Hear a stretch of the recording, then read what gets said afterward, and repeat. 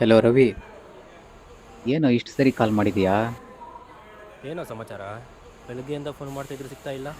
ಹೌದು, ಇವತ್ತು ಇಂಟರ್ವ್ಯೂ ಇತ್ತಲ್ವಾ, ಏನಾಯಿತು? ಅರೆ, ನಿನ್ನ ಫ್ರೆಂಡ್ ಮೇಲೆ ನಿಂಗೆ ನಂಬಿಕೆ ಇಲ್ವಾ? ಕೆಲಸ ಫಿಕ್ಸ್ ಆಯ್ತು ಕಣ.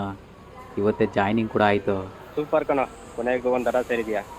ಈಗ ಇದೆಲ್ಲ ಇರ್ಲಿ, ಇಷ್ಟು ದೊಡ್ಡ ಖುಷಿ ಹೇಳ್ತಿದ್ಯಾ, ಪಾರ್ಟಿ ಇಲ್ವಾ? ಬರೀ ಬಾಯೆಲ್ಲ ಹೇಳಿದ್ರೆ ನನಗೆ ಸಾಲದ್ ಮಗನೇ. ಗೊತ್ತು ನೀನು ಇದನ್ನೇ ಕೇಳ್ತಿ ಅಂತ. ಈಗ ತಾನೇ ಸೇರಿವಾಗ ಅರ್ಧ ಗಂಟೆ ನಿಂದೆ ಇರು. ಮತ್ತೆ ಅನಿಲ್ಗೂ ಫೋನ್ ಮಾಡ್ಕರಿ, ಇಲ್ಲಾಂದ್ರೆ ಅವ್ನು ಫೀಲ್ ಆಗ್ತಾನೆ. ಕಾಂಗ್ರೆಸ್ ಮಗ. ಥ್ಯಾಂಕ್ಸ್ ಕಣ. ಹೌದು, ಅನಿಲ್ ಕಾಲ್ ಮಾಡ್ದ? ಮಾಡ್ದೆ ಮಗ, ಆದರೆ ಅವನು ಸ್ವಲ್ಪ ಬ್ಯುಸಿ ಅಂತೆ. ಏನು ಅಷ್ಟೊಂದು ಬಿಸಿ? ಅವ್ನು ಇಲ್ದಿರ ಪಾರ್ಟಿ ಮಾಡದ? ಕಾಲ್ ಮಾಡ. ಮಾಡಲೇಬೇಕಾ? ಮಾಡ.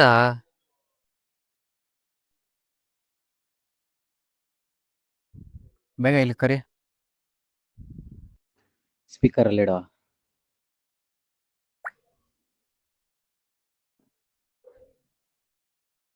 ಹಲೋ ಅನಿಲ. ಥೂ, ಏನೋ ನೀನು ಅವಾಗಿಂದ ತಲೆ ತಿಂತ ಇದೀಯಾ.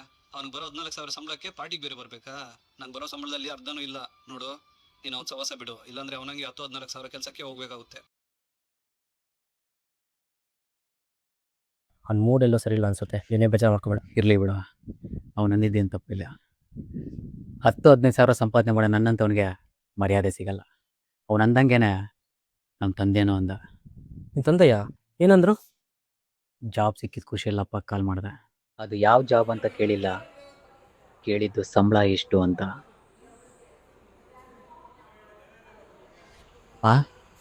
ಕೆಲಸ ಆಯ್ತಪ್ಪ. ಸಂಬಳ ಎಷ್ಟು? 15,000 ಸಂಬಳ. ನಿನ್ ಮುಖಕ್ಕೆ ಅಷ್ಟಾದ್ರೂ ಬಂತಲ್ಲ ಸಾಕು. ಇನ್ನು ಕೇಳ್ತಿನಕ್ ಬಿಟ್ರೆ ಲಾಯಕ್ಕಿಲ್ಲ ಅನ್ಕೊಂಡಿದ್ದೆ. ನಾಳೆ ರಾತ್ರಿ ವೇಷ ಆಗ್ಬೇಕು, ಬೇಗ ಬಾ. ಅಲ್ಲೇ 20,000 ಕೊಡ್ತಾರೆ, ನಿನ್ನ ಸಂಬಳಕ್ಕಿಂತ ಜಾಸ್ತಿನೇ.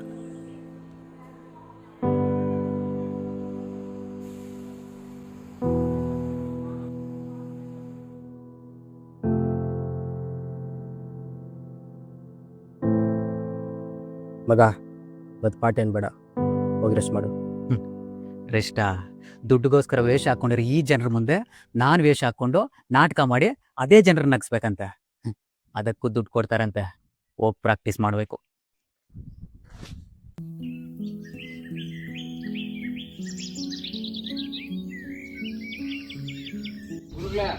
ಅಣ್ಣ ಬಂದ.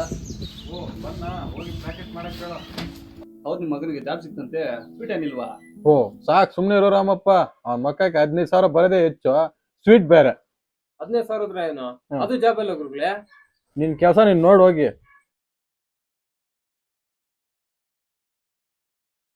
ನನ್ನ ಮಗನಿಗೆ 25 ವರ್ಷ, ಲಕ್ಷಾಂಗಟ್ಲೆ ಬಂಡವಾಳ ಹಾಕಿದ್ದೀನಿ. ಆದ್ರೆ ಅವ್ನು ಹೋಗೋದು 15,000 ಸಂಪಾದನೆಗೆ. ನಾಚಿಕೆ ಆಗ್ಬೇಕು ನನ್ನ ಮಗನಿಗೆ. ಹೋಗ್ಲಿ ಬಿಡಪ್ಪ, ಮಗ ಹೋಗೋದು ರಾಮಪ್ಪ, ಎಷ್ಟು ಬಂಡವಾಳ ಹಾಕಿರ್ತೀನಿ. ನನ್ನ ಮಗನು 15,000 ಸಂಪಾದನೆಗೆ ಹೋಗ್ತಾನೆ, 4 ಜನ ಕೇಳ್ಕೊಂಡ್ ನನಗೆ ಅವಮಾನ ಆಗುತ್ತೆ. ನಾಚಿಕೆ ಆಗ್ಬೇಕು ನನ್ನ ಮಗನಿಗೆ. ನಾನು ಹೇಳಿದ ನಮ್ಮ ಮೇಲೆ ಬಂಡವಾಳ ಕೇತ.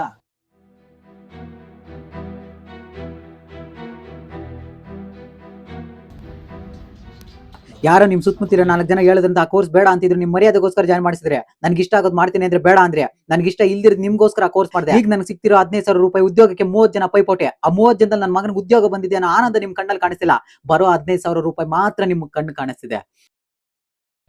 ಅಪ್ಪ, ನಿಮ್ಮ ಮೊದಲನೇ ಸಂಬಳ 50 ರೂಪಾಯಿ ಅಂತಿದ್ರಲ್ಲ, ಈಗ ಕೂಡ ನೀವು ಅಷ್ಟೇ ಸಂಪಾದನೆ ಮಾಡ್ತಿದ್ದೀರಾ? ನಿಮಗೊಂದು ನ್ಯಾಯ, ನಿಮ್ಮ ಮಗನಿಗೊಂದು ನ್ಯಾಯನ? ಮಾತಾಡಿದ ಸಾಕು ಮರ್ಯಾದೆ ಮರ್ಯಾದೆ ಅಂತೀರಾ. ಲಕ್ಷಾಂಗಟ್ಟಲೆ ನಿಮ್ಮ ಮೇಲೆ ಬಂಡವಾಳ ಸುರಿಸಿದ್ದೀನಿ ಅಂತೀರಾ. ನೀವು ಬಂಡವಾಳ ಸುರಿಸಿದ್ ನಾನೇನಾದರೂ ವ್ಯಾಪಾರನ? ನಾನು ನನಗೆ ಇಷ್ಟ ಬಂದಾಗ ಬದುಕಿದ್ದೀರಾ. ನಿಮ್ಮ ಮರ್ಯಾದೆಗೋಸ್ಕರ ಬದುಕಿದ್ರೆ ನಾನು ಬದುಕಿದ್ದು ಸತ್ತಂಗೆ ಅಪ್ಪ. ನೀವು ಯಾವಾಗ ಅರ್ಥ ಮಾಡ್ಕೊಡ್ತೀರೋ? ಬರ್ತಾಯಿದ್ದೀನಪ್ಪ.